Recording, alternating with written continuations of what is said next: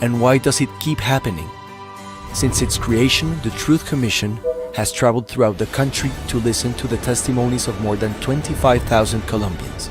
We have held more than 500 face-to-face and online events, overcoming distance and the pandemic. Thousands of Colombians have voluntarily given their testimonies to shed light on what happened during the Colombian armed conflict. Now the country will receive the results of this exercise in clarification, given dignity, recognition, and coexistence, which we hope will become the engine for non-repetition. The time has come to deliver the final report of the Truth Commission to the country.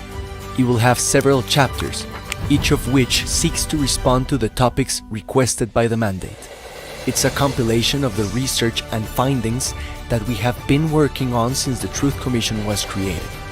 This report may be consulted or downloaded in its entirety and complemented with immersive content on the digital platform. This is the most comprehensive account of the conflict in Colombia.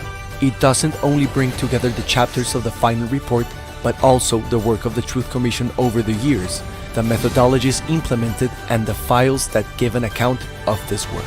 As part of a wider picture, the digital platform aims to coordinate, deepen, and contextualize the overall narrative of the conflict. We want to put forward an interactive, immersive, and inclusive experience that will become an instrument the country can use to talk and listen and may stretch across time and space. The entire Colombian population is included in this story, so no one is left out. We make the victims visible and also those perpetrators who voluntarily provided their testimonies. We want new generations to connect with each other and strengthen their commitment to transformation. The truth can set people free. The truth builds scenarios of coexistence. The truth contributes to the dignity of all men and women. The truth is a contribution to non-repetition. Legacy of the Truth Commission.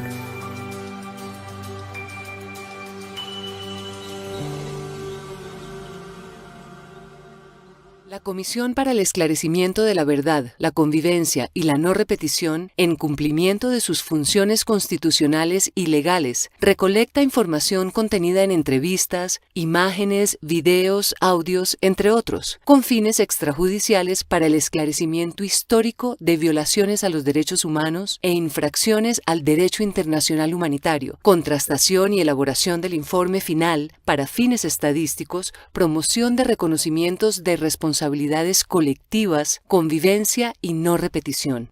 En este marco, la Comisión está realizando el presente evento. Con su permanencia y o participación en el evento, manifiesta que autoriza el tratamiento y uso de sus datos personales e imagen, en el entendido de que el registro audiovisual y fotográfico tendrá la vocación de ser público y podrá ser transmitido en diferentes escenarios y plataformas de comunicación y espacios digitales.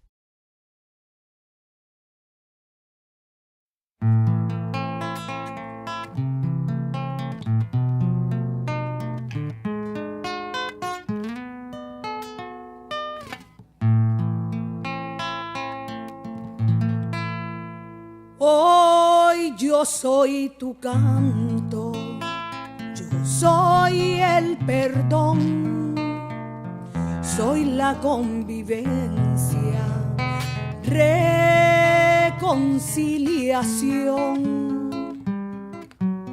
Yo soy la esperanza, yo soy la verdad. Yo no tengo dueños, yo soy libertad. Soy Colombia entera, soy pluralidad, soy la voz de todos, yo soy la verdad.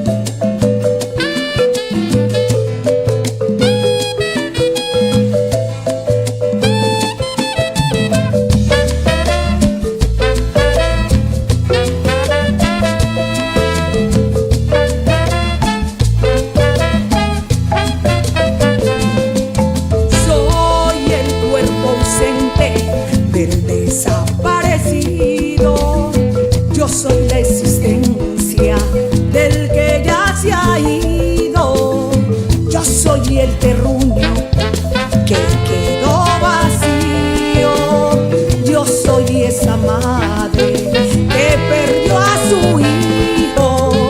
Soy la voz que calla en medio del miedo. Soy grito valiente, soy un pueblo entero. Soy la voz que calla en medio del miedo. Soy grito valiente, soy un pueblo entero.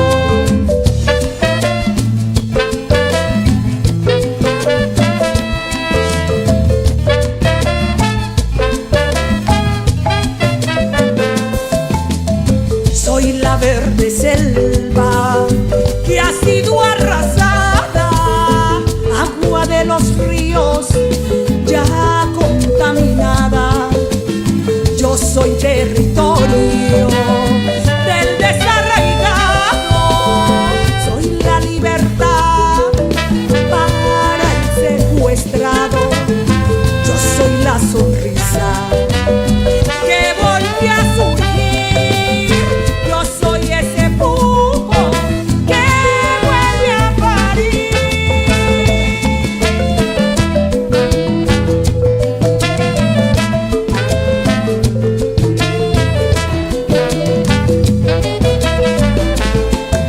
Yo soy el atrato, soy el Telenvín, soy el río Guapi, yo soy Timbiquí, soy selva chocuana, soy Tumaco entero, soy Buenaventura y aquí me quedo. Yo soy esa tierra, soy el verde mar, yo soy la montaña, soy el litoral. Yo soy esa tierra, soy el verde mar, yo soy la montaña.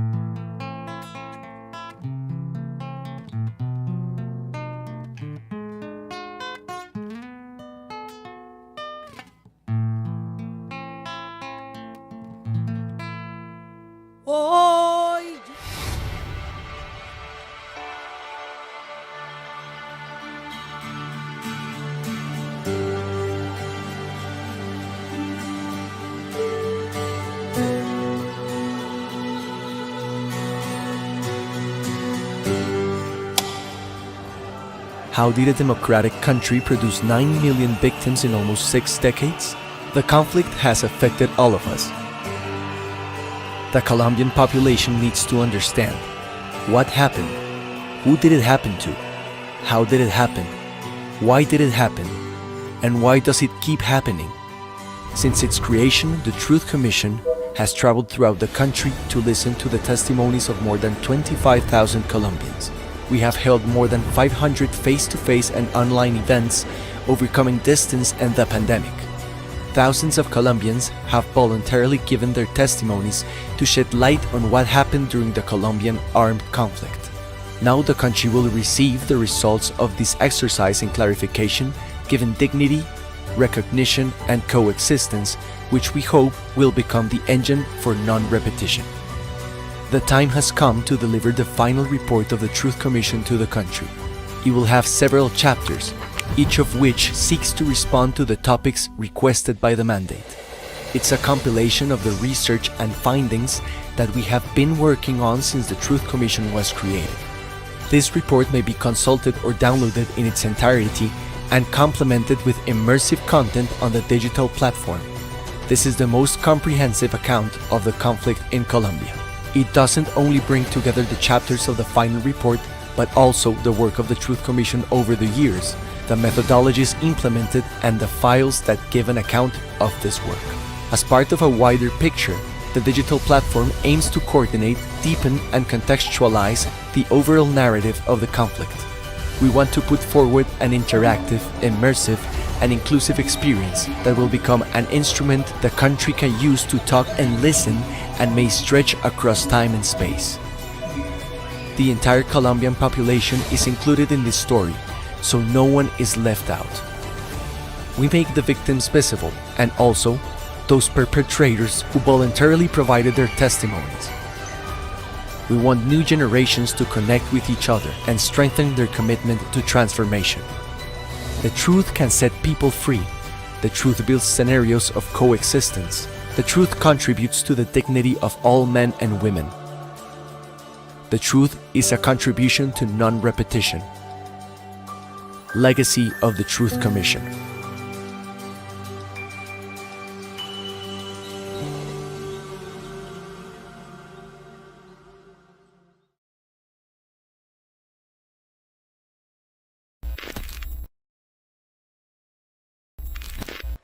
Porque acepté con tanta alegría la invitación de la Comisión de la Verdad por amor a los colombianos presentes que quieren saber su pasado, que tienen el valor de enfrentar la historia, los hechos y acontecimientos del conflicto armado, por los que tienen sed de verdad, que están hartos de no enfrentar, de negar, de esquivar la pregunta de la culpa, del perdón, de la no repetición, por admiración de las víctimas y respeto por los victimarios presentes que pidieron perdón.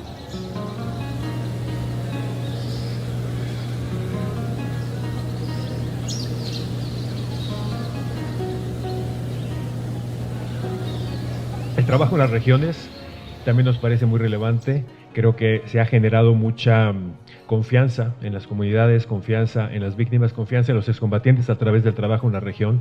La comisión también es la materialización de lo que mucho destacamos del Acuerdo de Paz, que es las víctimas en el centro, ¿no? Entonces, y ahí creo que hemos tenido ya, a través del trabajo de la comisión, a través del trabajo de las entidades, muchas historias ya de inspiración del papel de las víctimas, y creo que hay que también seguirlo destacando.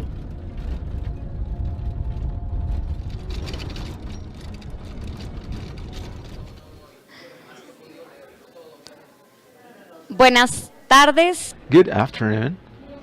Thank you so much for being here today. Thank you for coming back from lunch, all the attendees, also through the online session. We're happy to have you to reflect today together. And we'll start this afternoon session with a reflection which is paramount for us. We want to promote it in this space. It's an invitation for the country and the people who's been working on transitional justice This is a question. What has the Truth Commission received from other experiences in transitional justice worldwide? We always say at the Truth Commission that in our time, which is short, we don't have enough time to learn. It was important for us to start from whatever was known from the previous experience. We were aware that our context was different, but also we could leverage on the past experiences in other places. So we thought it was also important to reflect on this topic. This is why we're having today, for this reflection, the input from the world to the Truth Commission. We're having Mireia Villarforne as a moderator. She is the resident coordinator of the United Nations in Colombia. Thank you, Mireia, for being here with us today. This morning we were thanking the international community, acknowledging their work, led by our commissioners. And this is a time to make a public announcement to all the UN agencies. You were listening to it this morning. When the Truth Commission started, we didn't have the public budget, but the UN agencies were there for us, supporting us to start to work, not only back then, but also during the 4 years of the Commission. So to all our colleagues who also worked with us for peace, the UN, human rights, the PNUD, ACNUD, UNFA. We saw it this morning in the verification mission and the multi-donor fund you coordinate. Thank you so much for being there for us, understanding us, always keeping the pace that we needed. In many cases, going into debt to fulfill the requirements of the Commission on site. Thank you so much for being here with us. The floor is yours, and let's enjoy this space. This time we have some news about the morning session. 2 people will be connected via Zoom. So we want to learn from the pandemic as well, and have people who couldn't be in Colombia, but who were an important role in this task. Thank you, Mireia. Welcome to you all. It's really an honor for me to be the moderator in this conversation. For people here on site and online, we have important stakeholders of transitional justice. Some of them are commissioners. We want to talk today about the international experiences that were an input for the Commission structurally, and also talk about the good practices that were a benchmark for our Commission, but were also coming from other transitional justice processes in the world. Today we have Carlos Stein, Commissioner. He will introduce it, and then we have a panel. We have Javier Sierliza, the Commissioner Miller, and virtually we have Paulo de Greve and Priscilla Hainer. They don't need a further introduction, but I'm going to say something very short, a biographic summary, which is not enough for all the work they've done, but just for you to know. Commissioner Stein is a physician and psychologist experienced in psychosocial care for victims. He's been the assessor for several truth commissions in the different countries, coordinating the historical memory recovery in Guatemala, and especially here in Colombia.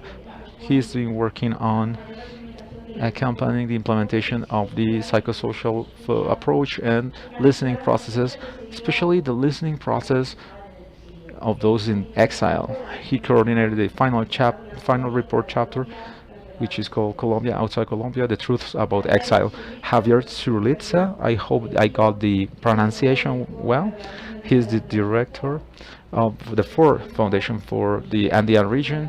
He was also the secretary for the Truth and Reconciliation Commission of Peru. He's been working in several places like Kenya, Indonesia, Liberia, supporting from Ford Foundation the Commission in Colombia with his technical and financial support, and also as an advisor for the Commission in ethical topics and as a delegate. Priscilla, who is online. Hello from Bogota. She's the co-founder of Transitional Justice Center. She directed the center work in Ghana, Sierra Leone, other places. She's well known internationally for her experience in truth commissions, transitional justice, and she's been writing extensively about it. Since 2010, she's been working in peace processes, specifically the challenge of getting peace with justice, and she supported the commission with the design of processes for non-repetition. Pablo de Grave is also virtually with us. Hello, Pablo.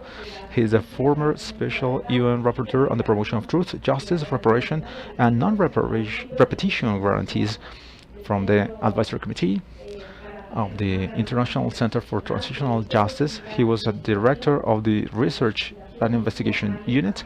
He was in charge of several projects such as development and transitional justice, relationships among them, former combatants, and also was an advisor for the Truth Commission in Colombia in non-repetition topics, as well as the work and scope of the Commission. To my right, we have Commissioner Alejandra Miller, feminist leader, economist, magister in political studies, university professor, former secretary of Cauca. You actually do a lot of work, right? Okay, and she's also working with the Pacific Women. She has been helping the Commission in the South Andean Commission. She led the listening processes, the dialogue processes within the institution, coaching the recognition objective, and she was in charge of the chapter called My Body is the Truth, which contains the experiences of women and LGBTQI plus persons in the armed conflict. Many of you know them already. They are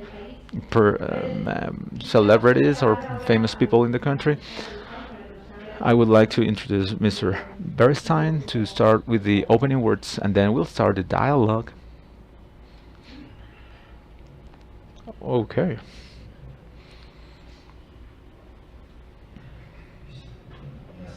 Good afternoon to you all. Hello, Pablo and Priscilla from the distance. Well, I would like to reflect on the international experience and the relationship with Colombia. We have learned from other processes that the impact of the Truth Commission depends on several factors, not only on how well it works, but also the political conditions that give rise to the creation of the Commission. The Peru experience, for example, there was a political crisis before creating the Commission. There was an opportunity for a Commission, a crisis which was not a human rights crisis, but the video scandal, but opened the path for an important work by the Commission in Salvador. Now it was the peace process, but some problems that didn't let them go ahead. The crisis of the state devices when the apartheid in South Africa fell, and this is difference with the Colombian case. We had the peace process, but we had no crisis to open the work.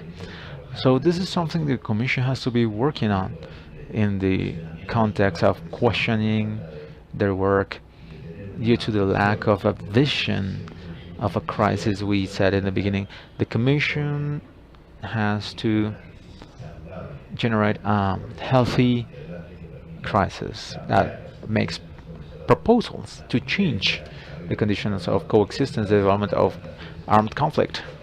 This country has tried so many times to stop this conflict, unlike other countries where they had violence after the conflict. We are talking about post-conflict for 18 years, but it is not yet a post-conflict situation. This is part of the lessons learned. Colombia is also learning from other contexts, different contexts, and how to incorporate the shared experience. Truth Commission is a listening exercise. That's number one. This is true for all the Truth Commissions and this commission as well. In the international experience, we started to work on this journey by working with the reconstruction of historical memory. I had the challenge and honor to coordinate that. The commission by the Catholic Church, it was an official. Then we had the Truth Commission from Guatemala, sponsored by the UN.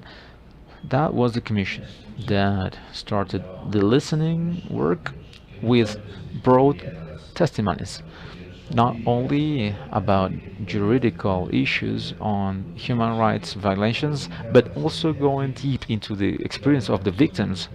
The first commission who asks the victims, what's the impact of your life? What did you do to face this situation? How can we avoid repeating this? Why did it happen?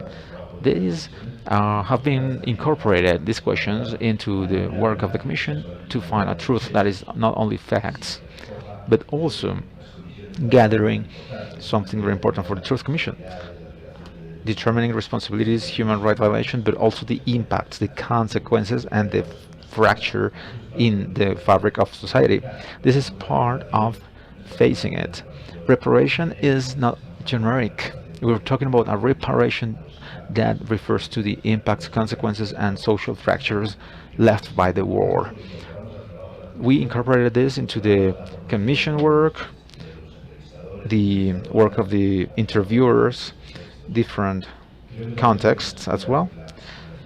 We've had the international experience that has been growing over time.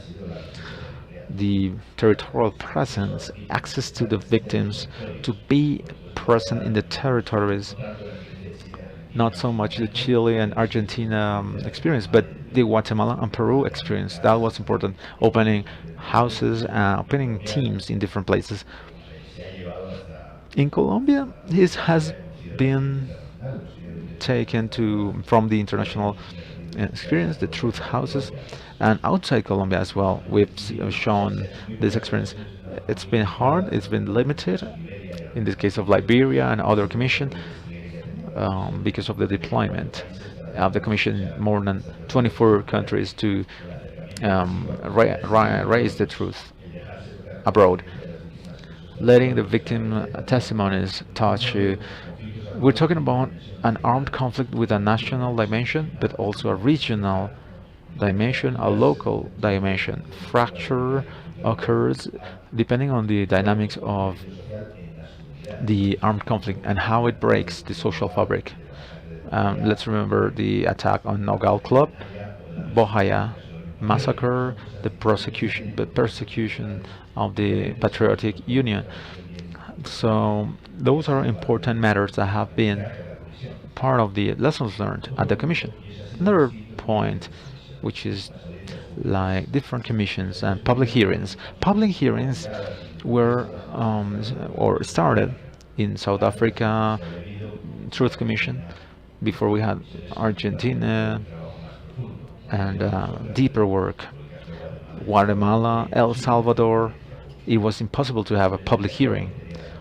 People were so afraid to be seen publicly, that prevented any public hearing. In Latin America, we resumed the public hearings in Peru. They had some. In South Africa, the public hearings were in the Amnesty Committee. It was similar to the GEP within the Commission. It's like having a GEP within the Commission, the Amnesty Committee. We have a GEP, it's a different context, a unit for the search of disappeared people. We could have the GEP hearings, which are focusing on responsibility, individual responsibility for restorative justice. Our processes had a different element. They were not the same as Peru. In Peru, it was like a testimony of witnesses that were never given in a public space. In our case, coming from Colombia with a broader experience than any other country, on investigations by the academy, NGOs, institutions, etc. And there was a lot of knowledge about the facts, a lot of production, more than any other country. All the facts from the war, the type of audiences and public spaces that we recognize. In contrast to that experience, we started some hearings, some meetings for truth, to find the truth, and to recognize the victims. From the commission to the victims, the good name of the victims that happened. We started with sexual violence victims, and then women looking for disappeared people, and then we continue with public meetings for truth. It was also important to have those processes evolving. In the case of the commission, our recognition of the victims. There were many difficulties recognizing the responsible people. We had to talk to FARC, the military, that were within the GEP. See if they were willing to perform a recognition. It is not any kind of recognition. We have to follow certain standards that the Commission would impose, and the process of psychosocial care that we would provide during the hearings. The same would be done with other countries. The psychosocial accompaniment, support, people who participated in those hearings, that was something new. In this case, we took that vision so that the meetings would help recognize the dignity and good name of the victims, explaining the mechanisms that made this possible. Unlike the GEP hearings, which are focusing on the chain of command or individual responsibility for us, we want people to understand the mechanisms of horror at a large scale, being discriminated by FARC actions against the civil population, or the false positives, and the rules, the stimuli that led to this type of actions. We bring social dialogue as well, so that we can represent the general public, and also to bring a space for dialogue in places like Colombia, where social polarization is it's a determining factor. Which is your side? That's always the question, but we need to break those paradigms. This was something for the Commission to talk to different sectors: entrepreneurs, victims who were recognized, non-recognized victims, exiled victims, those responsible, the demobilized people. As part of the social dialogue, we see that everything starts to accrue with time, and the National Commission has worked with more than 30,000 people in listening processes, because as in other commissions they had less impact. Public impact is a determining factor in a commission where it's limited in time. In Salvador, for example, we were working with more than 30 cases which were paramount paradigm cases, trying to represent the set of victimizations within the country to have a public impact. One of the mothers of FEDEFAN, one of the mothers from Salvador, I asked her, do you want a truth commission? And she said, hey, listen, we, the victims, know. We know. They know. Those responsible know. So we want the society to know. But there was little impact on the society because it took 17 years for the report to be published. They didn't have an interest to disseminate the truth. But this is part of the Commission's work, to have a public impact on society through pedagogy, action, meetings for recognition, and different spaces. There are other matters that become more relevant in the Commissions. The gender-focused violence against women, the first report that gathers. This is the REMI report. It talks about women in a context where nobody wanted to talk. The first time we want to gather some testimonies on sexual violence, we knew about the Bosnia War, but we didn't know about Argentina, for example. And only 25 years after, with the CONADEP report, we knew about it. After taking so many testimonies, we had 100 and something, 140 testimonies for something that had a greater impact. We had a meeting with the interviewers, working with Priest Hurley. Well, we have been taking 140 cases, but there are more cases, we think, against indigenous communities. Is this happening? Have you heard about cases in your communities? Is it frequent? Is it common? And what they responded was, look into the ground, stay and look into the ground, and that was the end. The greatest impact on Mayan communities was silence, not the statistical. It's hard to talk. There are subjective, human, political implications that are very hard, and we need to work together with the organizations. We had an experiment with the networks, the Pacific Route of Women, before the commission, before the Truth Commission, 1,000 testimonies. When we went to Havana, this organization took a report there and said we need a gender approach here, recognizing the women, the LGBTI community, and also the indigenous people as well. Our experience has been diverse. In the case of Guatemala, almost all the report is on indigenous community because of the high percentage of indigenous people affected. But we have to recognize the Afro-descendant and indigenous people, youth and children.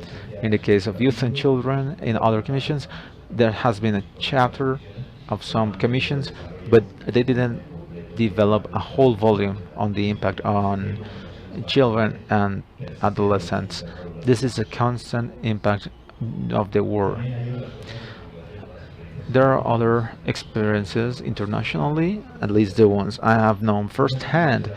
Many commissions have started from a context where almost nothing had been investigated. When we started, there were 3 or 4 publications talking about the truth.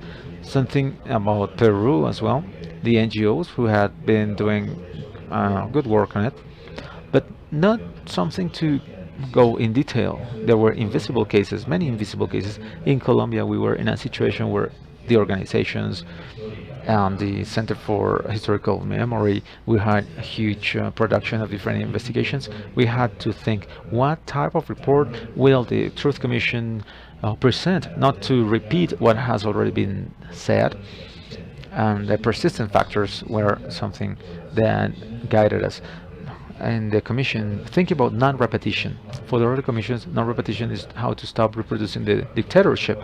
For us, it was how to face the persistence factors, because the factors continue to exist and have a relevance in the current context.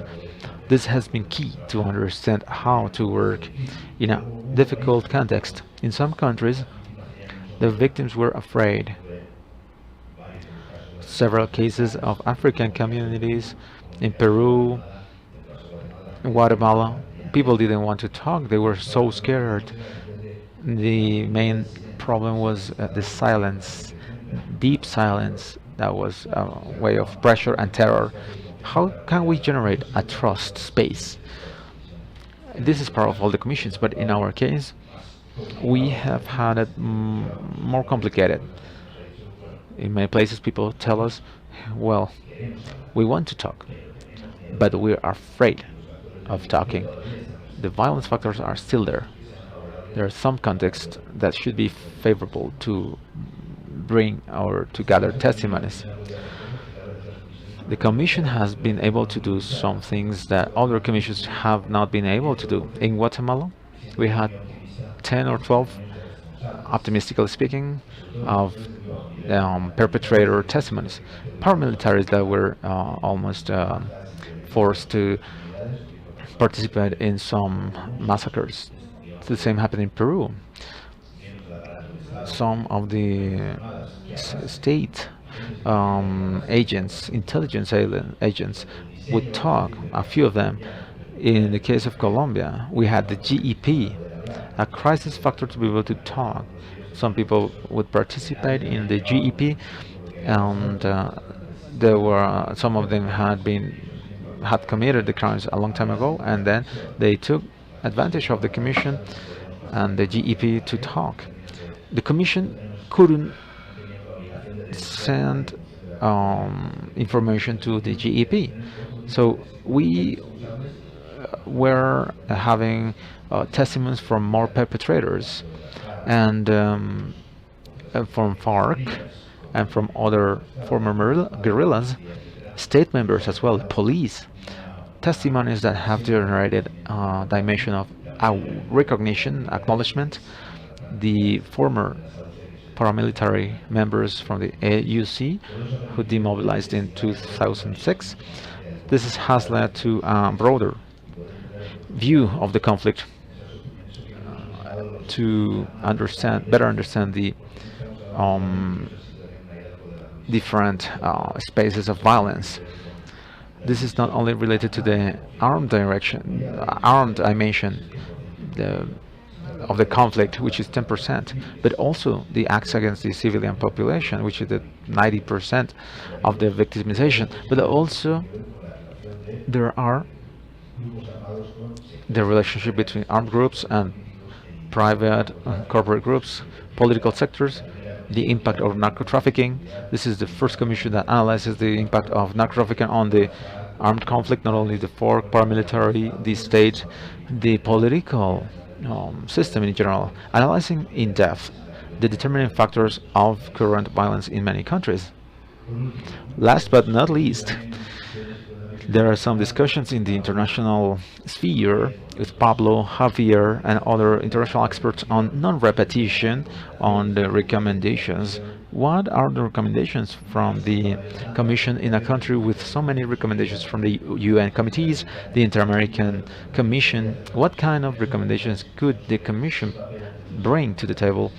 And what is the result of these recommendations in all other countries, the challenges they faced? General things, we talked about structural things as well, which is what we're trying to present. These are key factors to avoid the persistence of the conflict. And we have also learned from other processes. Processes of political transition are long. They will take time. We think sometimes 2 years, and then recommendations, and that's the way. No, in Argentina happens something similar. We had UN human rights policy in the 60s, but then they had to issue the laws of obedience, the Menem administration, the impact of the dictatorship, and some other conditions in May Square. The mothers mobilized to extend the transition political space. In other countries, there are limited visions. I think another problem in Colombia is some kind of egocentrism. Some people say this is too hard for somebody to understand. Many people in Colombia say, how can you go to Colombia if nobody understands Colombia? And some people say Colombia has a complex conflict, not confusing.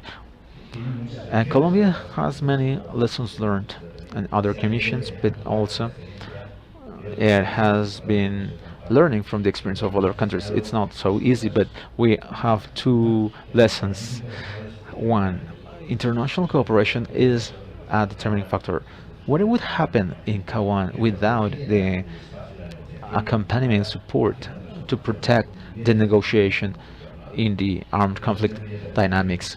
That's a determining factor in the FARC process as well. Without international cooperation, it's so hard to continue to go on. You need somewhere to grab on support to keep this space running. We have been working on a context of denial, the fear of so many people to tell things, and this has demonstrated that this work is an effort from the Commission, not only with a territorial focus, but also partnerships with local stakeholders, different ideologies, with a focus on building peace. This is a determining factor for it, and also the accrual. Sometimes when we are working here, we don't see what's happening around us, the big picture. So when the accrual of impotence will give rise to some kind of force strength, you think this work is not gonna give any fruits, but sometime one day all comes together and we come to the current context, a political change in the country. Keeping this hope and energy is a fundamental aspect not only of the Commission but also the national support in the country and the international support. Thank you.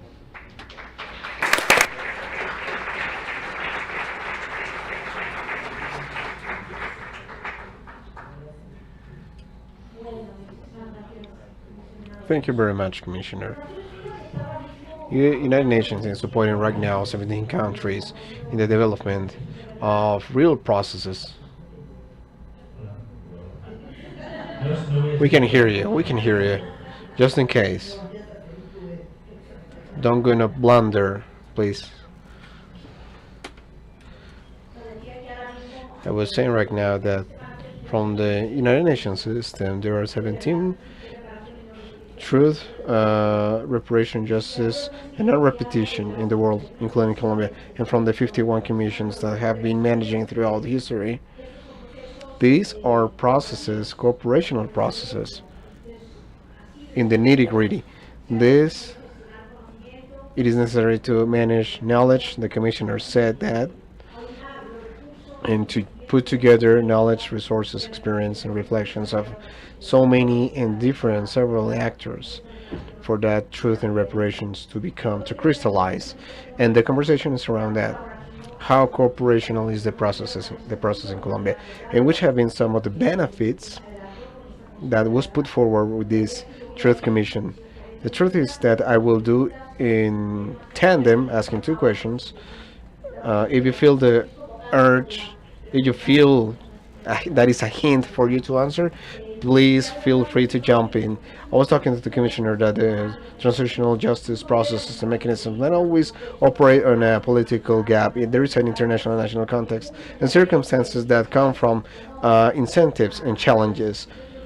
So I wanted to start off by asking Priscilla and Alejandra about how do you assess the work of the Truth Commission in Colombia in the national context and international context that has had to operate.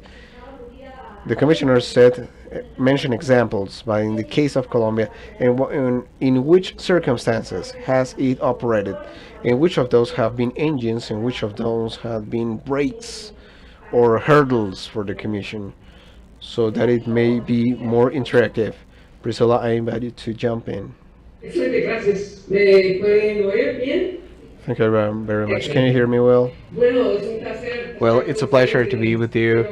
I want to start off first to say some brief opening remarks. There is a lot to talk and many questions to consider, but I was thinking about this question. What would I avoid in other countries about the experience in Colombia?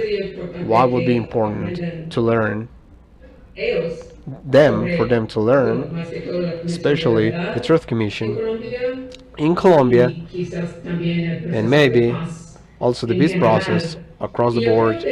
I believe that Carlos talked about deployment that the Truth Commission did throughout Colombia and other countries. But I believe that this experience is more important than maybe what Carlos said. At least that's my impression. There are not that many examples where other commissions, truth commissions, have tried to take testimonies and witness from other countries, like Carlos mentioned, some cases in some other countries that have been visited by the Truth Commission personnel. I think to reach these 24 countries, including countries in Europe, of course, all the region in Latin America. I believe it's a very important example for other commissions to think on that example, how to go beyond with the work of the commission. So the deployment, international deployment, is very important, but also the impression that I have of this agreement is that the deployment, many hearing centers, and so many events, so many trips, so much work in the territory in Colombia. I believe that it's something that goes above and beyond, and it's a very important example for other countries that are thinking on implementing a truth commission. I would say also that tomorrow you will have a panel on the monitoring and surveillance committee. The decision to include this committee from the very beginning, since the peace agreement signature, and the responsibility of the commission to decide what this commission will do and for how long. I understand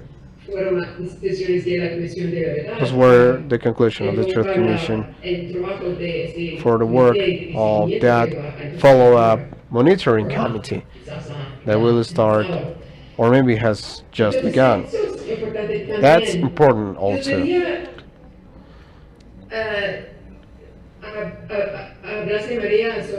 Maria, you were talking about the political context, and it's more difficult to say that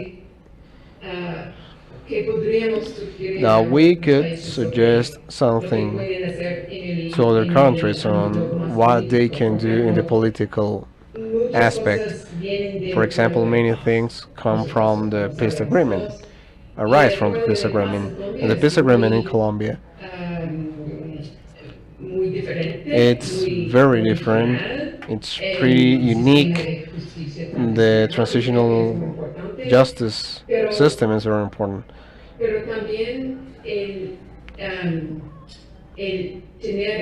But also to have a system that includes the different institutions, and that these different institutions would work simultaneously. This is important. And perhaps to wrap up, because I want to extend too much just with the first question, it's important to acknowledge it's weird, it's bizarre to have a peace agreement that includes a special court on war crimes. That's bizarre, it's different. And what Colombia has done, and this has to do, as Carlos said, has to do with political context, with the role of the investigation body, the decision, the possibility to have an agreement as such has changed a lot and reflects a special circumstance in comparison to other countries that are somehow working in transitional justice. There's a lot to tell, but at least to start, I will say this, and then we continue with the conversation. Thank you. Thank you. We will resume. This deployment that was requested from outside was the fruit of the attention, I dare to say, the Security Council to have an international platform that opens the door to support the work. How do you see that, Alejandra? I would like to refer to that question. The Commission began in a polarized environment with many difficulties, political hurdles. We had the referendum. I remember the first and only visit of former President Ivan Duque. The core question that he asked the Commission was at the beginning, the only one, the only question. Thank you for your correction. And when do you finish? When will you finish? So that accounts for the environment, that proves the environment and the expectation. When will you deliver the report? That was the concern and the feeling at the moment. And in addition to that, we were able to see how these 4 years, the commission, there was a new version of the conflict growing in the country, in the territories in the southern of the country, Cauca, Nariño, Catatumbo, Chocó, those territories that were impacted the most, again, are evidencing conflict, and they have still difficult circumstances today. And that was a huge challenge because it implied to work amidst the fear, the conflict remained, and the people, to have people talk, it was difficult. So the territorial teams did a wonderful job because we were able to get the voices of the people amidst that difficulty. You must also consider the pandemic, the difficulty across the board, the benefits at the end of those lessons learned that we had with this pandemic, with the pandemic and the new technologies, and so to speak. It also hindered enormously the work.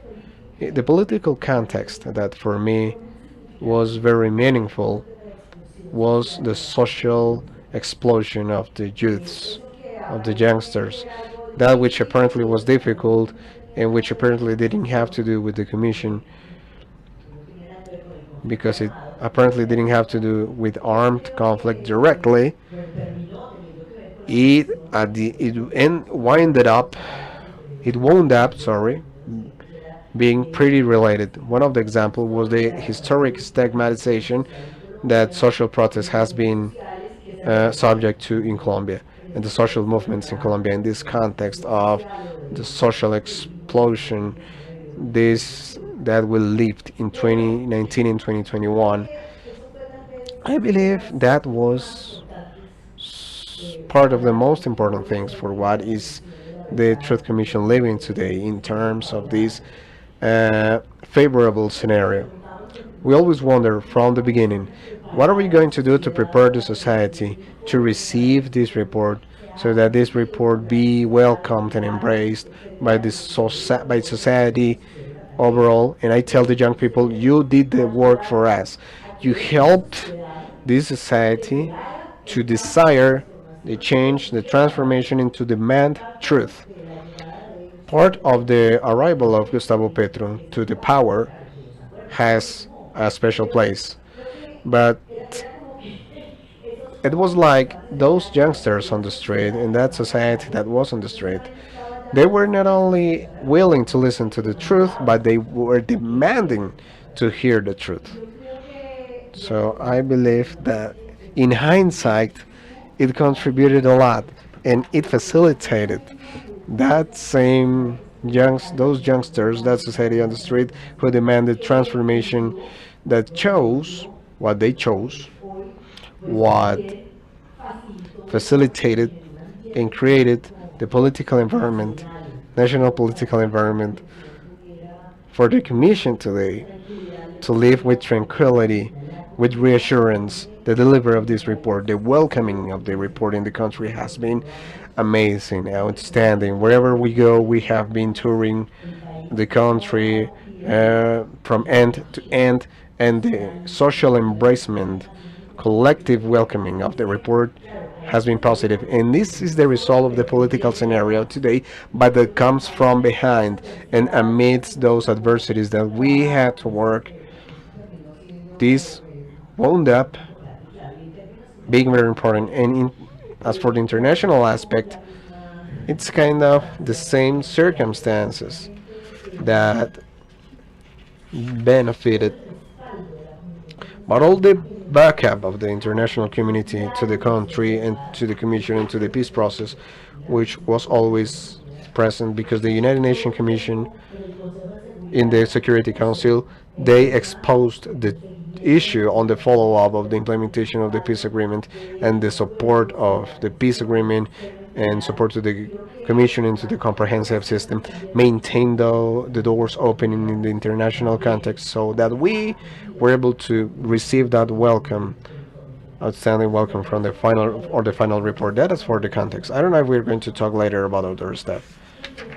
Very interesting, because not even the pandemic nor this reaction from the youngster is something that we could have envisaged, but they ended up being somehow it delayed the work, but also boosted and helped to recover.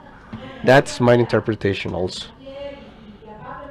Javier, Pablo, online, Carlos mentioned with the sufficiency in Colombia to open to the world, given the complexity, that vast knowledge of the country. You two have cooperated in different moments in the work of the Commission.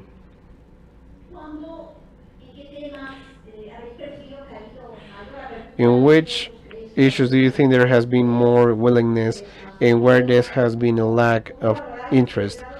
How do you assess the degree of opening of this Commission in the work cycle based or compared to that international experience and that foreign knowledge? Good afternoon. It's great to be here. Special greetings to the commissioners, Pablo and Priscilla, colleagues in so many commissions where we have been cooperating. I just want to point out very briefly that the Colombian conflict, that complexity that Carlos Martin mentioned, creates special doses of ambiguity. The unique characteristics are that in a complex landscape, but it's also true that the exposure of Colombia to the international community has been big, large historically, and there has been a permeability of standards, actions, strategy, starting off with the human rights movement 30 years ago to make the international aspect to be part of the Colombian dialogue. What could happen? This is being seen as an external factor, which is not added to the solution but to the problems. The report of the Commission says that the international factor was part of the problem. The Commission highlights this aspect. The context is not everything, but it's almost everything.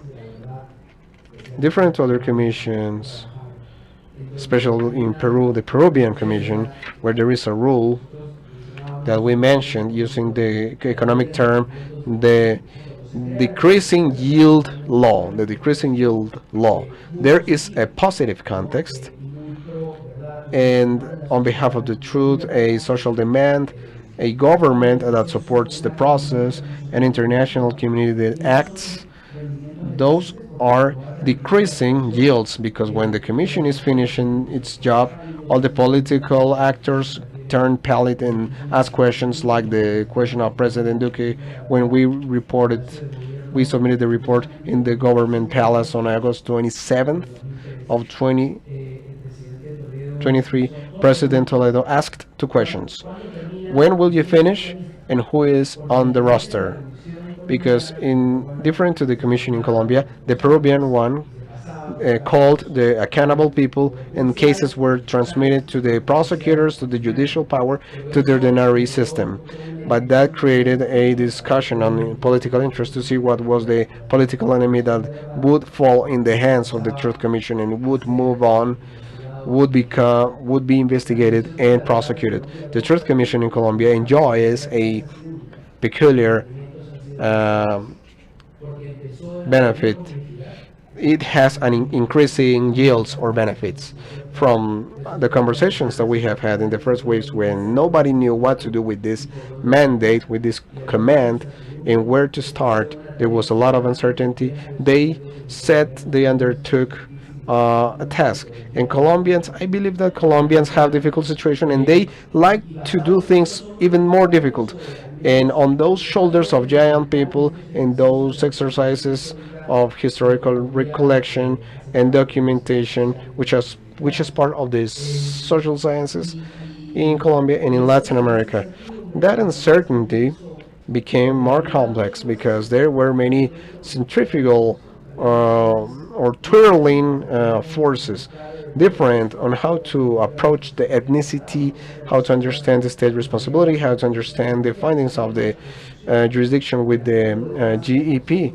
The peace agreement is a literary piece, difficult to understand. Even when it is a wonderful roadmap, it is difficult at the same time. So these growing yields or increasing yields had to do with a political context determined by the social protest of 2019. I felt a tripping point.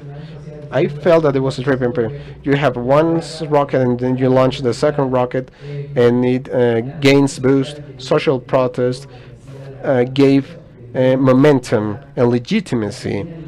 It had at the beginning, but it strengthened enormously later in Colombia. It was not the same. And the pandemic Colombian, with these limitations, huge limitations that you had, that the Commission had, and in spite of that, the great advantage of being the first Commission with the technology, 21st century technology, I believe that helped that outcome.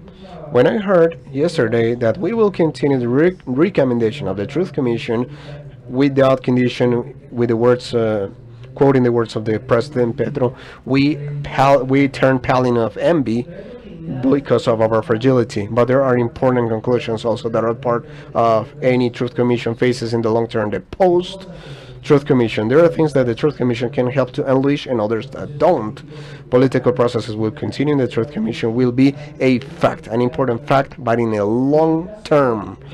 And in the case of my country, Peru, even though there was undeniable progress in the recognition of victims, on changing the fundamental narrative of this conquering ideology of Fujimori, the anti-terrorist ideology of Fujimori in the conceptualization from the victims.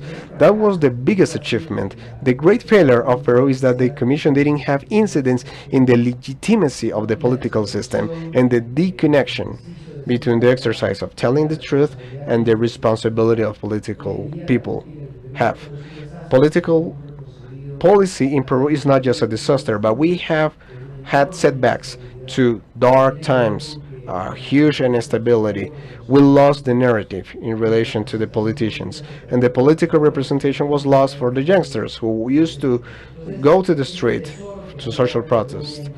And this treasure now in Colombia in the hands of the Truth Commission, and through this report, must be elaborated with the politicians and with those that will do policies beyond the work of the social organizations, NGOs. If this doesn't permeate the representation system, if this doesn't create the condition for a political reform, those that you mentioned in the report, those that are mentioned in the peace agreement, maybe the achievements will be fleeting. But if this must permeate the politics, this is the great challenge ahead of us. I will stop here to continue the conversation. Thank you, Javier. Pablo, you were engaged, deeply engaged, in the initial stage of the work of the Commission. Let me know if it is not correct in terms of mandate, the working lines. Did they give you the space? Did they allow you to work in the first place? Thank you very much, and thank you, of course, the commissioners. And I believe that today it's a day of celebration, to celebrate success more than any other thing. The commission was able to finish a very complex task in the context that, as my colleagues have said, it's not been easy at all. We have had to face unique difficulties. I want to clarify.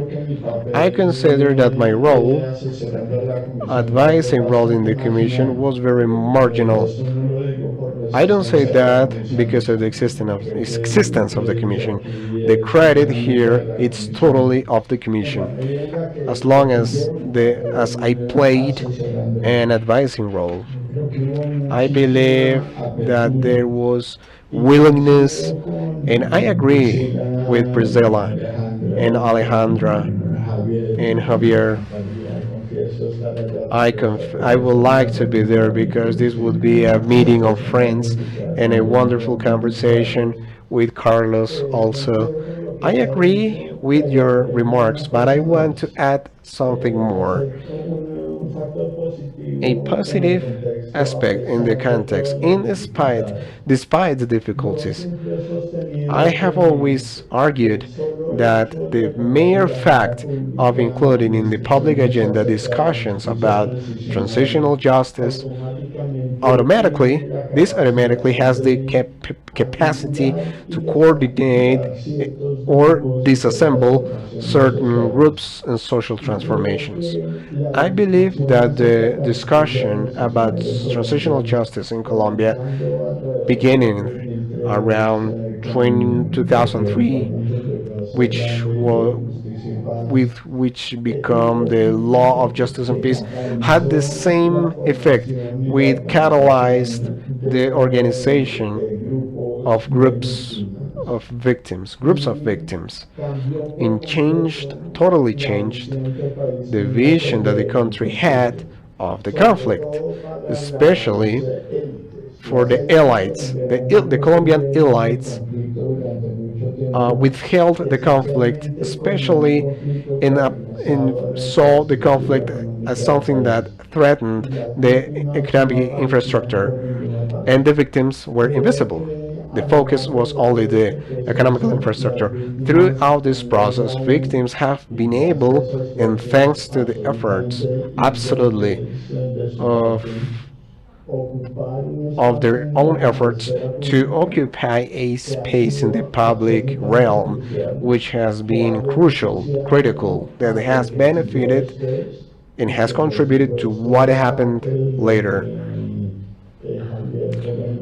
Javier said, and also Alejandra, the importance of the youngsters, the social protest.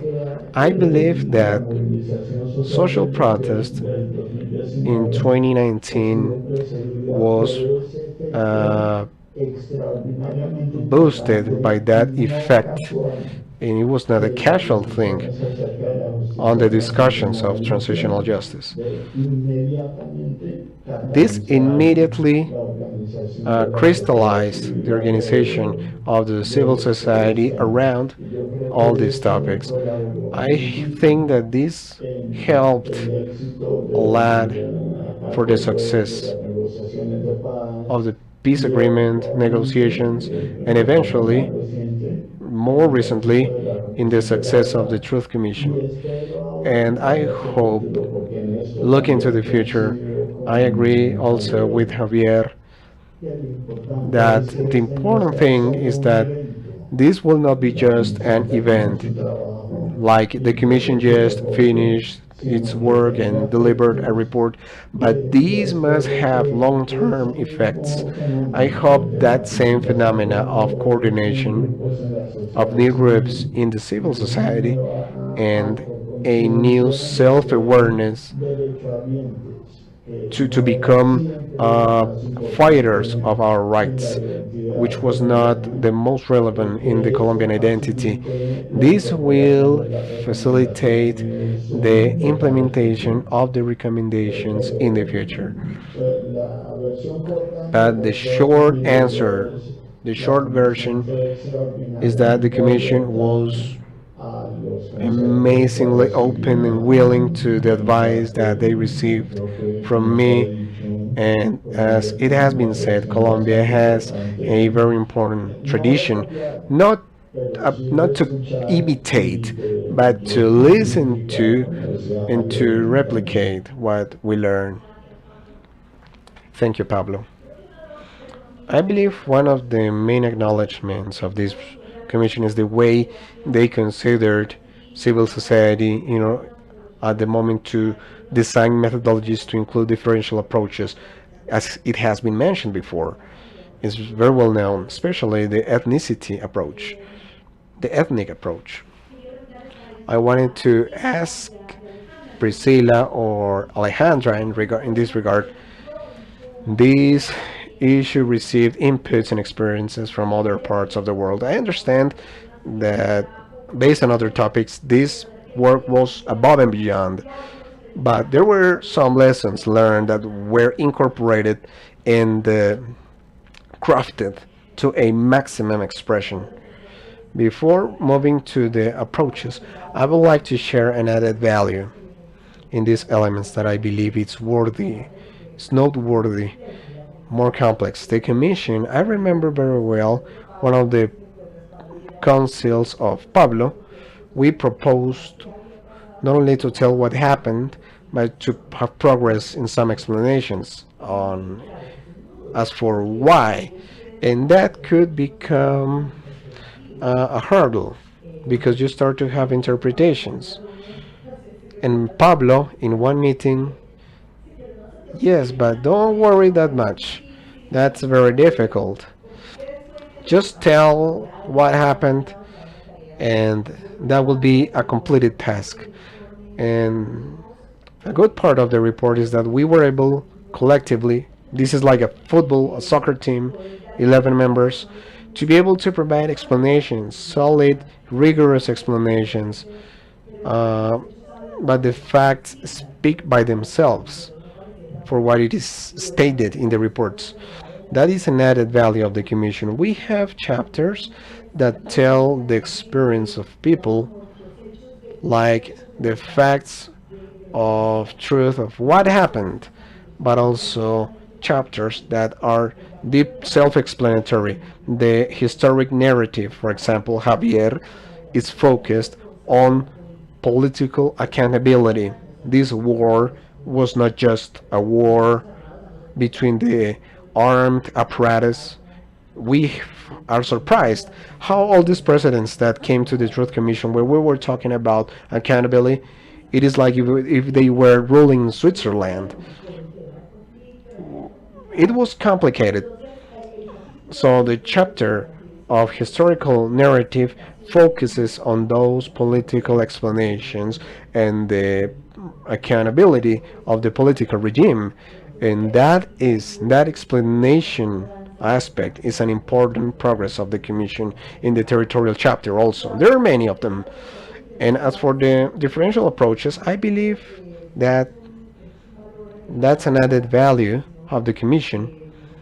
We worked, for example, with the ethnical approach, gender approach, children approach, adolescent approach, the territorial approach, and we addressed, not in the depth that we would have loved, but what happened with the elderly and disabled people. In these four ones, ethnical, territorial, children, adolescents, and gender, we had an important depth. We had input from other commissions, for example, the ethnical approach. I know that Patricia, who was the commissioner, and Leiner, who came later, they were in Canada listening to the experience of the outcome of the Truth Commission in Canada that was focused there with the indigenous peoples. In the case of women and LGBTQI plus communities, there are women. We have an important contribution from the Truth Commission and from a member of the Peruvian Truth Commission. She said, take advantage that you have included this from the decree, from the beginning, because our experience, she said, that happened over the time. And in the report, they concluded, we need to talk about this, but they didn't involve the methodology, the questions from the beginning. So I believe that was very important, because partially the possibility to have all the information that we had from day one, the decree said that we had to constitute a gender working group in methodology, instruments, tools, questions. We have proposed some questions. What are we going to ask women? What are we going to ask to LGBTQI plus community? And an added value, the Truth Commission from Ecuador said, that there is a sub-chapter related to LGBTQI plus people in Ecuador. What happened? Why did it happen? Recommendation, etc. That is a step forward in the truth commissions that I believe that could be replicated, but very briefly. For instance, we focused on that differential approach. This had to have to guarantee participation. Those are the voices. If we don't ensure that at least half of witnesses that we collected came from women, women voices would not be considered. So we had to push in the territories to document, to the people in charge of documenting, to keep in mind the need to have the voices, to record the voices of women. That was very important. And secondly, the cross-cutting aspect, the streamlining aspect. We knew that streamlining was not necessary. So in research, when we were doing the research questions on drug trafficking, all the considerations in the mandate, we said, what about women, LGBTQI plus community? Those are issues on the mandate. So the cross-cutting aspect helped us a lot. And the peculiar reflections, the chapter of women and LGBTQI plus community contributed a lot to relate to the civil society and with women organizations and LGBTQI plus movements. We organized a technical working group where we converged more than 80 organizations, and it was very important because they helped us in the methodology to understand. They opened the doors in the territories for us to collect the testimonies. Sometimes we realized that we had insufficient marginal testimonies from the LGBTQI plus testimonies. So there are several lessons learned, and that's a very important value of the commission because it shows not only those specific aspects, but we undertook a very hard task in intersection. We are talking earlier on what happened to women, but what happened to indigenous women, and what happened to black women, and what happened to indigenous women, what happened to young women. It's very complicated because cross-cutting perspective is very difficult to understand. When you put it into practice, it's very hard. But I believe that we did important efforts to wrap up the differential approach, women, children, adolescents, ethnicity, and LGBTQI plus and territorial approach. This is a contribution on which we must say that we learned from others, and that I believe which is an important value for future commissions. Thank you. How interesting to see that the topics we're discussing, there was collaboration from abroad, but also within. You were representing, you knew where these people were and how to connect them to the process. That was great. Yes, we had reports constantly. Thank you for that, Priscilla. Yes, thank you, Maria. And in our conversations such as this, I'm always under the impression that the Truth Commission is almost impossible. We need to see 1,000,000 details, dates, places, people, crimes, different events, dialogues, and all of it is trying to draw the big picture and try not to get lost into a sea of details. I think the Commission has performed an excellent work in terms of all its performance, and I would like to congratulate the Commission for this hard work. It's not easy, as you mentioned, in less than 4 years. That's impressive. I'd like to highlight two things. Directly related to the question on sociedad civil civil y el society papel and the de otras role of other organizaciones, pues organizations and sectors, yo creo que eso es I algo think that this is también que es something diferente de esta comisión, que es muy importante different para aprender to y learn, estudiar y study, tener un récord de lo to que have a record hicieron. of Es whatever happened. el número de The organizaciones number of aliadas al organizations, trabajo de esta partner comisión organizations of en this nivel commission, nacional, nationwide, local, locally, en nivel territorial. territorially. Porque yo creo que, bueno, otras comisiones han I trabajado think con that sociedad other civil, commissions han have worked with the recibido civil society. diferentes informes, They etcétera, have pero issued different yo reports, creo que lo etc. que But ha I hecho esta believe that comisión this commission, en esta manera in es the muy way that fuerte they worked, y yo it creo was que la different. riqueza And y the la wealth profundidad and the del informe profound refleja report estas reflects relaciones, todo lo que these ha relations and allegado everything that de has ellos been que han trabajado en este tema in por this décadas. topic for Eso es decades, and lo people who es, have been working for decades. me impresiona mucho I'm so que el impressed informe that the bueno, report, hay un informe escrito, there's a pero written también report, hay that's right. mucho más There's que much eso. more. Hay todos los videos, There are las videos, grabaciones, audios, audios, sitio de web, hay un montón web, de diferentes websites, maneras de presentar different información. means to Es- present information. es increíble It's y es amazing casi and imposible also entender todo lo impossible to que hay, understand porque hay all the tanta material información available ahí. Y there. como Javier dijo, As Javier was varias mentioning organizaciones in several meetings, han trabajado I think this commission has been working and they had the opportunity to do something that other commissions didn't have in technological levels, but also the power and the desire to do it. That's something so impressive. All of this because I know time is running out, but I think this is so paramount for the world to know the work of this commission.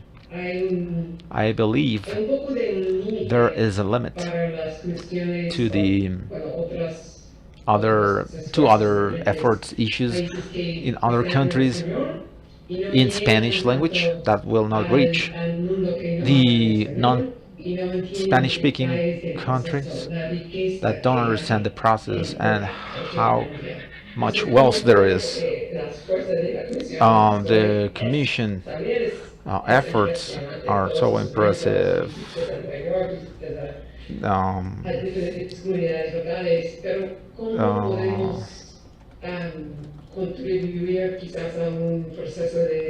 But you need to contribute to the process of a record, a detailed record on the process and the Commission and everything we learn from this experience. So this is impressive, all the work by the Commission, and I would like to congratulate again the Commission for this great work. Thank you. Yes, I think something that contributes to the robustness of the Commission is being flexible. But we might have had perfect content, but we need to reach everyone, the audience. And I know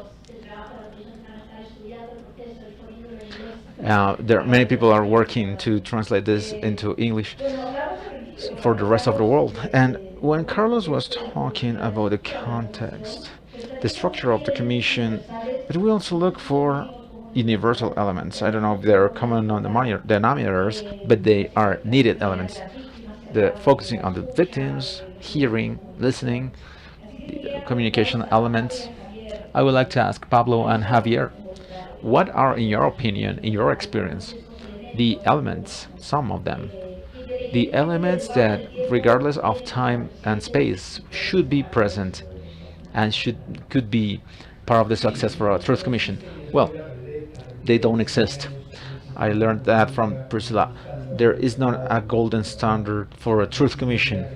There are guidelines and some recommendations, that are afterwards. They come afterwards. This is not a standard, but there are some ideas that are cross-cutting through all the commissions.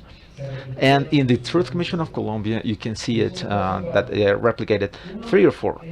One, the analysis of ideologies, the ideologies behind war and violence that generally try to challenge the excluding narrative of the war, which is eliminating the adversary and the use of language as well. I think that this report is wonderfully explaining the series of categories, generic categories, under which the conflict actors, illegal actors, terrorist groups, guerrillas, whatever you want to call them, and there's punishment without conditions, which is the ethical perspective of this commission on this totalitarian ideologies, whichever their origin may be. This has been cross-cutting to all commissions. A second aspect would be impunity.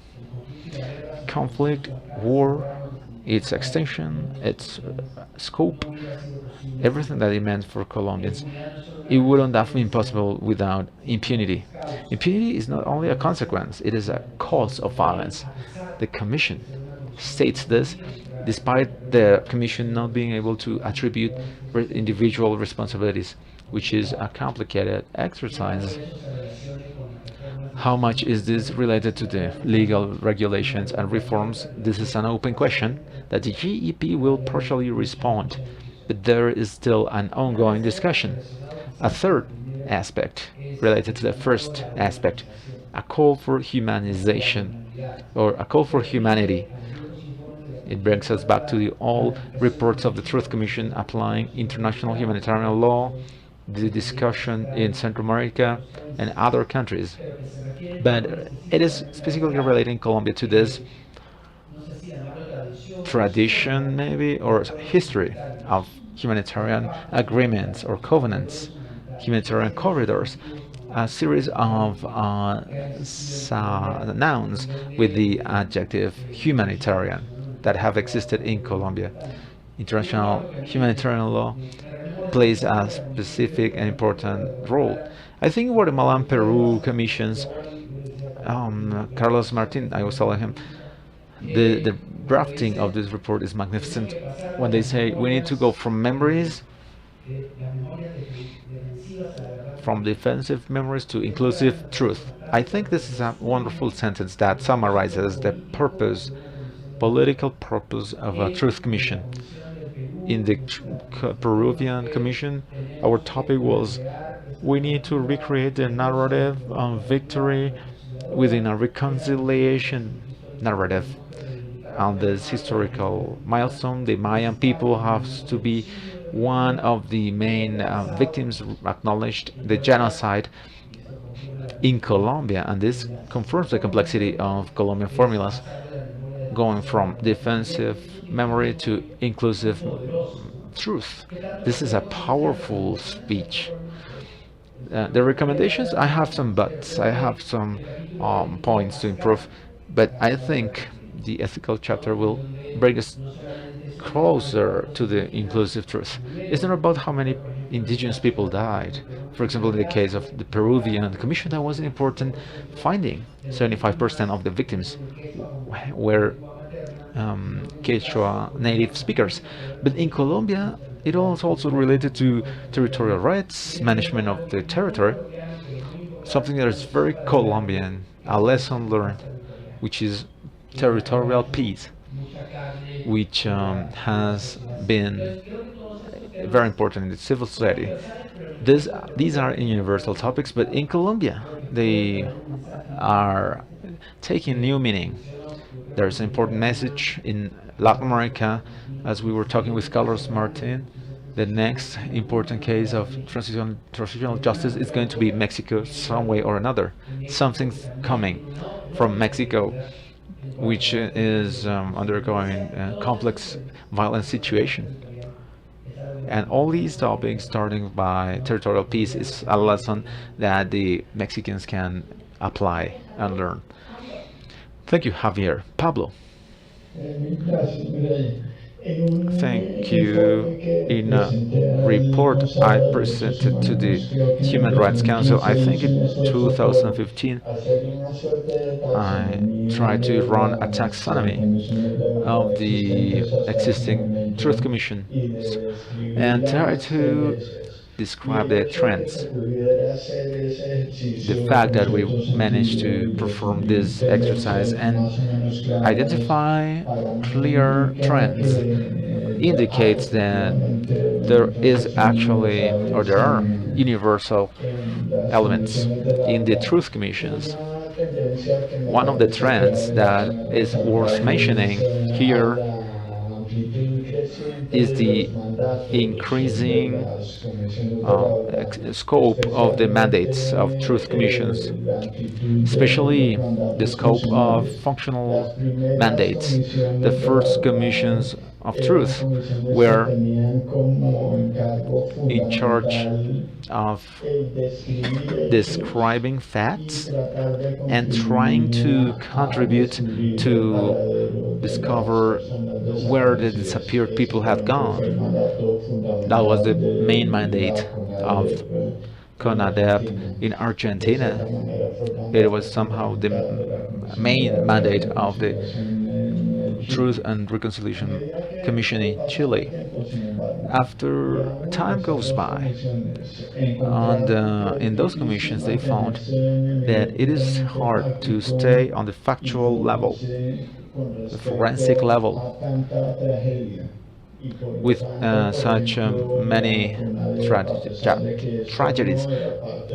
Although this was not part of its unit, they recommended on repairing victims. Also, institutional reforms. Those functions were incorporated throughout time into the different mandates, initial mandates of the truth commissions. However, now the commissions have broader mandates. The Colombian Commission took seriously the mandate of a contribution to reconciliation, although it is not the first Truth Commission adopting this term on its own behalf. The Chilean Commission, the Peruvian, South African Commission, they were adopting that term, but it looks like the Colombian Commission took it seriously, more than others anyway, and it's an attempt to reconcile the Colombian people. Of course, it's too early to know whether this attempt is going to be successful in reconciliation. Reconciliation depends on so many factors. Actually, it is a long-term process. I would highlight this as one of the paramount elements, a distinctive element of the Colombian Commission. Its work. They took it really seriously. The operation on how to contribute to reconciliation among Colombians and something else. This was, as I mentioned in the introduction, this was the center of most of my conversations with the Commission. The Commission took so seriously thinking about non-repetition, on how to prevent non-repetition, and how to prevent the repetition and the violations during the conflict. We cannot say yet, it's too early to say if they're going to be judged. But we need to recognize and acknowledge that for the Commission this was a task that was paramount, and this is how actually what they were doing is giving a voice to an aspiration that has always been there with the truth commissions and the transitional justice in general. Let's remember that the title of the report was Never Again and CONADAP. And part of the grounds for truth commissions is that facing the truth has an effect, preventive effect. But most of the commissions stay in that stage, in the forensic description, as if it were enough to prevent. But the Colombian Truth Commission went beyond the call of duty, and I think they are worth studying in detail, especially if the contribution is so successful as we all hope it'll be. Excellent. Well, we're reaching the end of this panel. On a last round, 1 minute from each panelist. I know this is hard to answer, but if you guys had to choose one lesson learned to date, we know that the impact of this commission has a lot to do, but one lesson learned from Colombia to the world up to this date on this process, what would it be, in your opinion? Okay, let's start over there. Who's ready? Javier? Okay, not only one, anyone. Well, taking into account the Commission particular situation and the peace agreement, I think that in the Commission, as for the future, understanding the truth from the territories, this is it. The synthesis achieved by the report, not having 32 reports, because the centrifuge in Colombia is hard. Each reality, there are egocentrisms in every region, and each process has a particular circumstances. The connecting thread is solid, preserving the regional truths, which are also important. This connection is so hard to reach, and I think that's the main action I would highlight from this report. Thank you. Alejandra? I think that differential approaches are actually an important contribution. However, something I would like to highlight is that this was not a closure commission for a conflict. This is a particular aspect, and it brings us to ask ourselves, why is it in Colombia that war is going on and on and on? We have persistence factors of the armed conflict. These are findings that respond to that huge question. And I think that we have an important clue here, a hint, how to make findings to be in line with the persistent factors of non-repetition, which is part of the important progress of the Commission. Not only our legacy, but also, a legacy for the future, but in a country that's still suffering violence. Well, yeah, the findings are not looking back only, they are looking into the future. A truth commission between the past and the future. Priscilla. I think my point is related to Javier's, and my view on the Commission's work is profound work locally in the entire country. In connection to this, the participation of the local organizations and the Commission, that was, in my opinion, a process that was pretty rich compared to other commissions.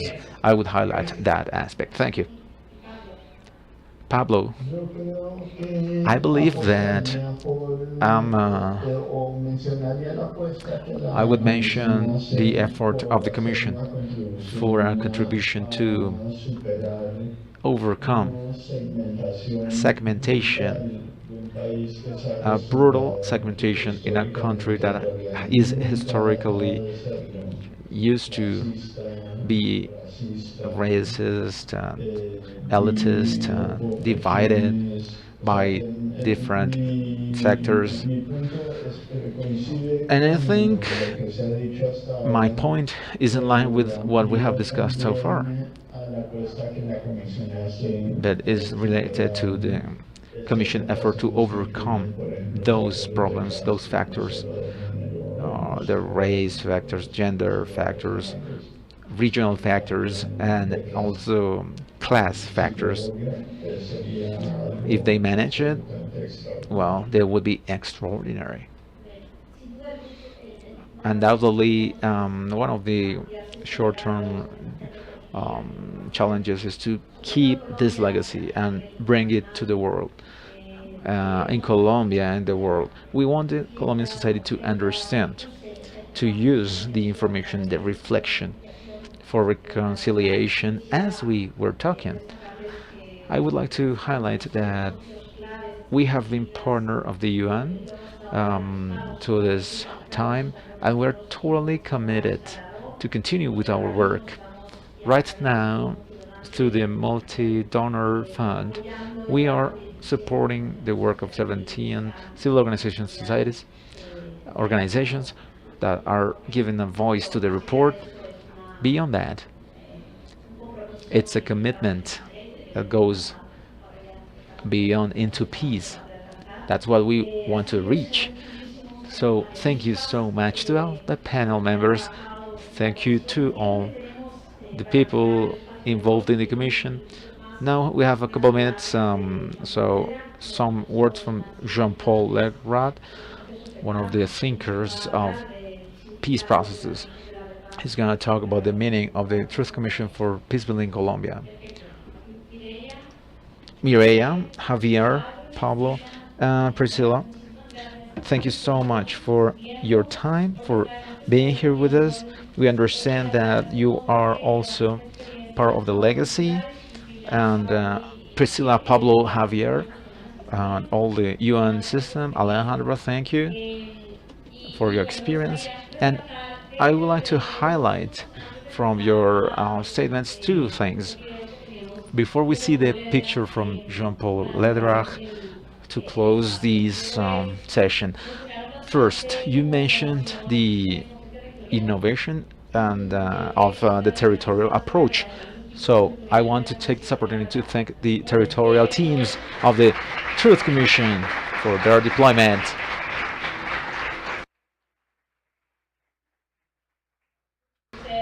You have seen us all around the country in those huge events you've seen, you've witnessed.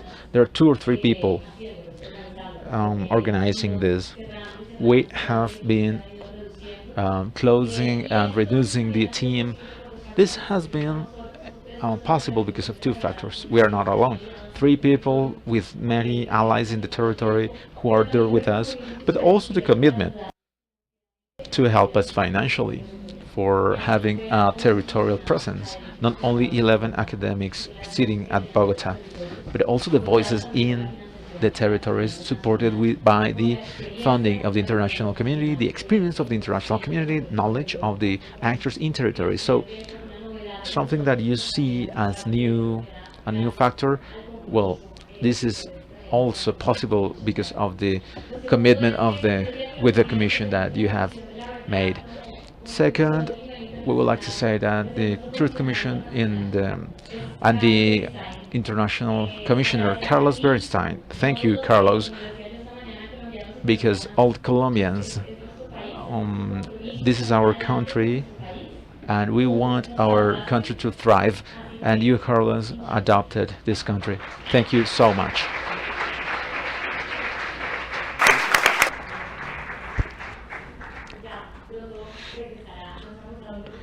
He will return, we don't know where, because he has many countries, duties in many countries. And finally, Jean-Paul Ledrach, we will invite. He shares a reflection of what it means for peace building from the international perspective, the work that we did what he apprises as an academic and apprentice, and that knows our country so much, an advisor, also member of the Truth Commission, advisory commission. We didn't know well how to react, but it was important to have those voices. We invite you to watch the Jean Paul video. We will have a coffee break. Maybe you can smell the corn. I do. After the coffee break, we will have our premiere and behind the scenes of the Truth Commission. We invite you, those who are on the back, to move forward. And it's a pleasure again to have you all here. Thank you very much. It's our premiere also. Thank you. Buenos días a todos y a todas. Good morning, everyone. It's really an honor to be with you. El proceso de agradecimiento tanto a la Comisión de Verdad como el apoyo internacional que ustedes les han dado. Ha sido un honor para mí poder acompañar a esa comisión. Mi vocación ha sido la construcción de la paz, siempre en esas 4 décadas, muchas de ellas en Colombia. Y notaba el paralelo que existe entre construir la paz y la búsqueda de la verdad, porque tienen que afrontar unos retos muy concretos, sobre todo el reto de saber escuchar. Pero el desafío principal de la comisión fue cómo escuchar a todo un país. Hay quienes quizás que se preguntan, ¿y por qué es significativo escuchar a todo un país? Pues los 60 años de guerra nos indican que no hay camino para construir el futuro si uno no presta atención a lo que ha sufrido y lo que conlleva de trauma la población de un país. El paralelo tiene que ver con preguntas claves. ¿Cómo recordar la historia? ¿Cómo entender el pasado? Y a la vez imaginar un futuro diferente. ¿Cómo exactamente buscar la manera que lo que han hecho como una labor importante de construcción de paz y de búsqueda de verdad a nivel local puede tener puente con lo que pasa a nivel nacional? Es decir, cómo reducir la distancia entre lo vivido local y lo que pasa a nivel político nacional. O la tercera pregunta que casi siempre está: ¿cuáles son las condiciones que permitan respetar la pluralidad de un país y a la vez nutrir el diálogo no violento? Es decir, ¿cómo sostener la convivencia sin violencia? Esto que fue el mandato principal de reconocer y de esclarecer de la comisión. Y de su experiencia van saliendo pistas importantes de aprendizajes de cómo escuchar a un país.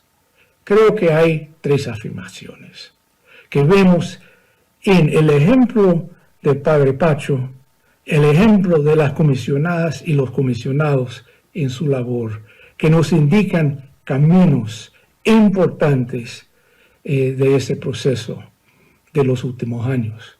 Primero, cuando nos acercamos a la cuestión ¿por qué es significativo escuchar? Lo primero que va saliendo es que la escucha profunda es la única cosa que puede crear puente entre conocer y reconocer.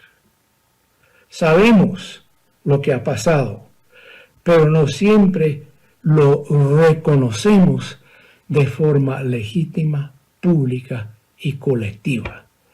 La diferencia entre conocer y reconocer es que reconocer brinda la dignidad cuando indica y actúa de forma abierta, colectiva y con toda la validez pública y logra decir a las víctimas: les vemos, no son invisibles. Asentimos su sufrimiento.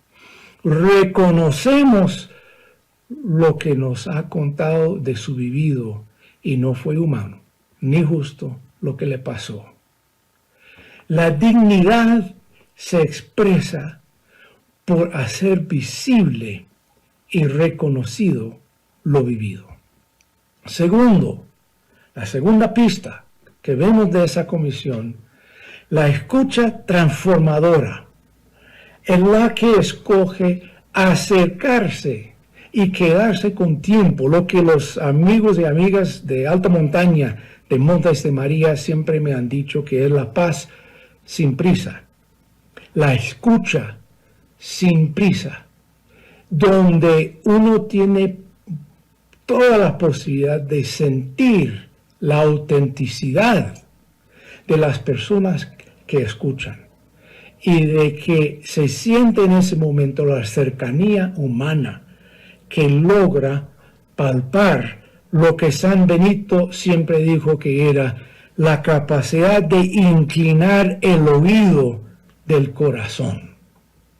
Ese tipo de escucha, la que se acerca y pasa tiempo con las comunidades sufridas, es la única forma de escucha que ayuda a crear la empatía colectiva. La única que reduce la distancia entre lo local y lo nacional. Y es ahí donde hemos visto la labor de esa comisión, con sus casas de verdad, con sus miles y miles de entrevistas, con los viajes que hicieron en todo el territorio, por no decir todo el mundo, de los países donde hay exiliados, por los encuentros que facilitaron entre víctimas y victimarios. La cercanía, donde van de mano reconocimiento y responsabilidad, crea el enlace indispensable de humanizar el legado del conflicto. Y finalmente, la última pista que vemos, mientras pensamos que el diálogo se trata de hablar y conversar, la plataforma que sostiene el diálogo en el tiempo siempre vuelve a ser la calidad de escucha experimentada. Como decían hace muchos años en las comunidades de Medio Magdalena, su compromiso primero siempre fue: entenderemos a los que no nos entienden. Y eso en un contexto donde tenían que enfrentarse con grupos armados. La primera regla de diálogo sostenido no es escuchar para encontrar debilidades en el argumento de otro, sino es escucharle para entender lo que ha vivido. En el fondo, la escucha profunda, paciente, disciplinada, es la base que crea y sostiene la convivencia sin violencia.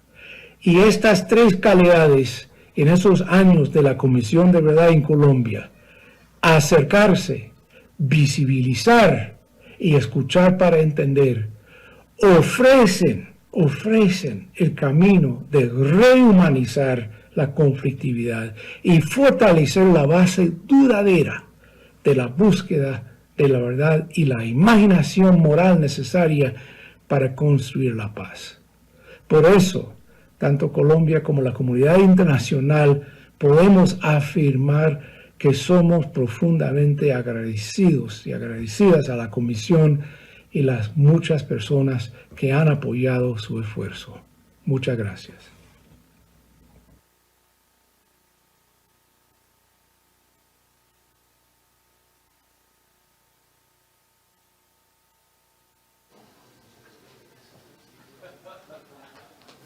Un buen